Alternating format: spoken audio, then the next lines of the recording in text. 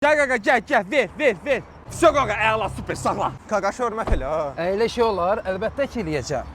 Xoş gəlmişsin müəllim, həmişə İşin aman olsun qaqa. Sağ ol müəllim, sağ ol, xoş gəlmişsin. Sağ ol. Qardaşlara yaxşı qulluq elə.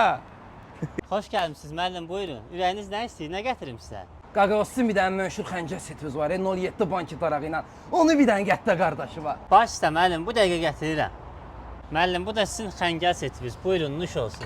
Qaqa bu yaman dobro setdir ha. Qaqa, əlbəttə ki, dobro olmalıdır. Sən Keşkoşa launchdasan. Bax, ölkədə belə bir set yoxdur. Deməli, setə nələr daxildir? 4 dənə yayma xəngəli, yanında 20 dənə gürcü xəngəli, 2 dənə asartı turşu, yanında 2 acika, 2 qatıq, 2 limonad, bir dənə də 07 banket arağı. Bunların hamısı bir yerdə 55 manatdır. Yiyin için nuş eləyin, gömün.